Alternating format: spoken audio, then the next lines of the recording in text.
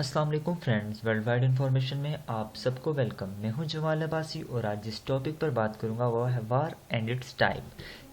सबसे पहले पता होना चाहिए कि वॉर है क्या। वार एक डाइवर्स फिनोमिना है। डाइवर्स इसलिए कहा गया कि इसके आउटकम्स में देखा जाए तो बेनिफिट कुछ भी नहीं है और लॉस ज़्यादा है, इसलिए वॉर एक डाइवर्स है। अब कॉन्फ्लिक्ट को देखा जाए तो कॉन्फ्लिक्ट, छोटे छोटे कॉन्फ्लिक्ट ही एक वॉर की तरफ लेके जाते हैं। और कॉन्फ्लिक्ट कोई भी ओवरनाइट या कोई भी वॉर ओवरनाइट नहीं हो जाती। उनके लिए एक टाइमलाइन हिस्ट्री चलती आ रही होती है, छोटे छोटे इवेंट्स हो रहे होते हैं जो कि एक जंग की तरफ लेके जाते हैं।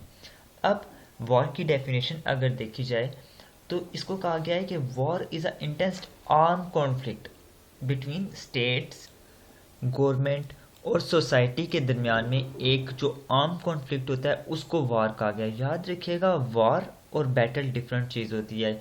अगर डिफाइन करूँ मैं तो बैटल जो होती है वो दो आर्म ग्रुप के दरमियान में होती है विद इन अ स्टेट। जैसे कि एक स्टेट के अंदर बहुत से आर्म ग्रुप होते हैं, जैसे कि पाकिस्तान के अंदर मिलिट्री है, नेवी है, एयरफोर्स है, पुलिस भी आप कह लें।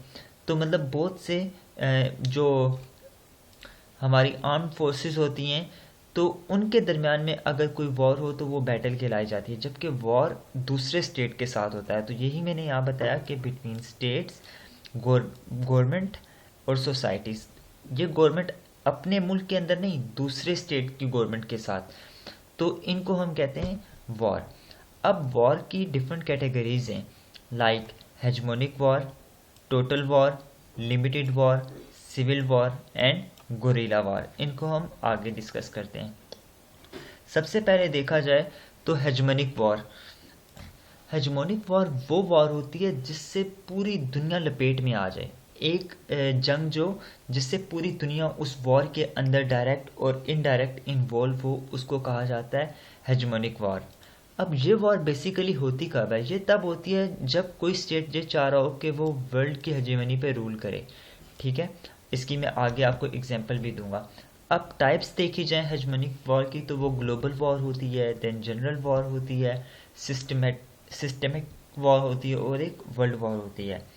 अब इन वॉर की अगर हेजमोनिक वॉर की एक एग्जांपल देखी जाए तो वो हमारे पास वर्ल्ड वॉर 2 है।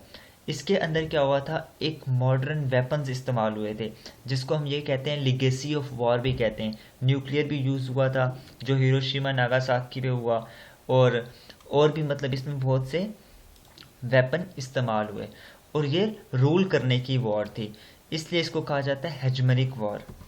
इसके बाद आता है लिमिटेड वॉर।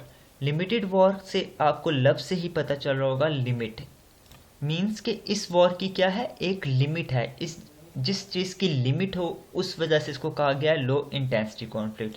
अब इसमें लिमिट है तो इसका जो कॉन्फ्लिक्ट होगा वो लो इंटेंसिटी होगा।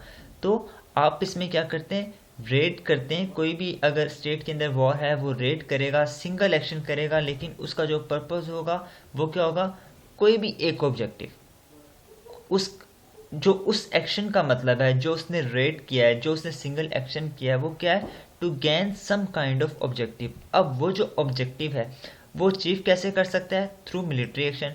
मिलिट्री एक्शन के थ्रू वो क्या करेगा, अपना ऑब्जेक्टिव अचीव कर लेगा या बम्बिंग कर लेगा, कोई भी एक एक्शन लेगा। ठीक है, अगर इसकी देखा जाए हमारे पास जो एग्जांपल्स आती हैं वो है यूएस ने जब इराक पे इन्वेड किया था 1991 में, जिसको हम कह सकते हैं कि गल्फ वॉर कह सकते हैं या ऑयल वॉर कह सकते हैं 1991 की, या डेजर्ट स्टॉर्म वॉर कह सकते हैं, तीनों इसके नाम हैं। अब इसको लिमिटेड इसलिए कहा गया कि इसका जो मकसद था वो क्या था, ऑयल पर कंट्रोल। ठीक है, तो ऑयल एक क्या है, रिसोर्स। तो इट मीन्स एक जो लिमिटेड वॉर है वो किसी एक ऑब्जेक्टिव पे, तो ऑब्जेक्टिव क्या है, ऑयल के जो वहाँ रिजर्वायर हैं उन पर क्या करना, अटैक करना। तो इसको कह दिया हमने लिमिटेड वॉर। इसके बाद आता है टोटल वॉर। अब टोटल वॉर में क्या होता है कि एक स्टेट दूसरे स्टेट पर अटैक करता है, लेकिन उस अटैक का मकसद क्या होता है, उस पर कब्जा करना। ठीक है, one state wages to conquer and occupy another. ठीक है, एक स्टेट दूसरे स्टेट पे अटैक करता है उसको फतह करने के लिए। और जब भी वो फतह करता है कोई स्टेट दूसरे स्टेट पे, तो उनका जो मेन मकसद होता है, इसके अंदर जो मेन ऑब्जेक्टिव होता है वो होता है कैपिटल पे अटैक करना, कैपिटल पे जो गवर्नमेंट है, ताकि वो गवर्नमेंट क्या करे, सरेंडर कर दे।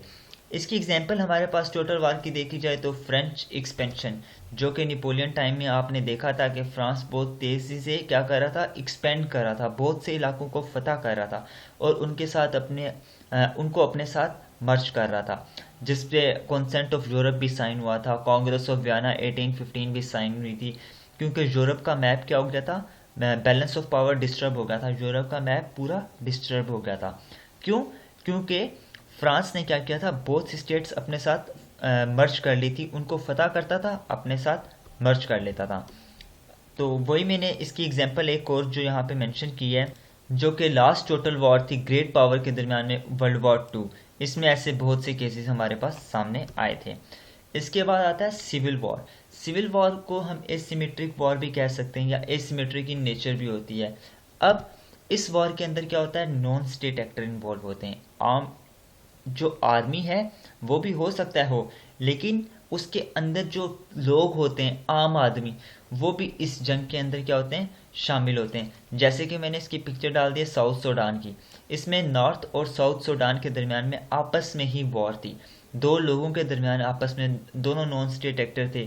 ठीक है, नॉन स्टेट एक्टर और स्टेट एक्टर ये होता है कि एक स्टेट एक्टर वो होते हैं जिनमें स्टेट इन्वॉल्व होता है, नॉन स्टेट एक्टर जिनमें स्टेट की इन्वॉल्वमेंट नहीं होती। तो अब ये गवर्नमेंट के दरमियान भी हो सकती है, लेकिन साउथ सूडान में क्या था, ये ब्लैकिश पीपल रहते थे, और जहाँ ये लोग अपने एक, इन्होंने साउथ सूडान को अपना अलग मुल्क बना दिया था, जिसका बाद में नाम रखा था डार्फर, डार्फर स्टेट। तो इन शॉर्ट सिविल वॉर जो होती है वो एसिमेट्रिक होती है, उसमें नॉन स्टेट एक्टर इन्वॉल्व होता है। अब अब सिविल वॉर जो होती है वो ज़्यादा ख़तरनाक होती है, इसीलिए मैंने यूज़ किया मोस्ट ब्रूटल वॉर, ज़्यादा ख़तरनाक। क्यों? क्योंकि हम एक ही स्टेट के अंदर हम अपने ही सिटीज़न, अपने ही भाइयों के साथ क्या कर रहे होते हैं, लड़ रहे होते हैं। तो एग्जाम्पल ये ले लें, जैसे कि दो भाई लड़ रहे हैं। अब उन दोनों भाइयों को लड़ाने के पीछे कोई ना कोई होगा, कोई ना कोई फैक्शन होगा, कोई ना कोई सोर्स होगा। तो वो क्या होते हैं, या तो बागी होते हैं, रिबेलियंस होते हैं, ठीक है, या तो नेबरिंग स्टेट्स होते हैं। जैसे कि पाकिस्तान के अंदर कोई हो तो हमें उन जो सिविल वॉर जो रेबल्स हैं, हमारे मुल्क के अंदर लोग हैं, उनको कौन सपोर्ट करे, इंडिया सपोर्ट करे, जैसे कि इंडिया ने बांग्लादेश को किया था। ठीक है, फिर या कोई भी उसके अंदर किसी भी दूसरे स्टेट के, ज़रूरी नहीं है कि नेबरिंग हो, किसी भी दूसरे स्टेट से भी वो क्या कर सकते हैं, उनको सपोर्ट कर सकते हैं।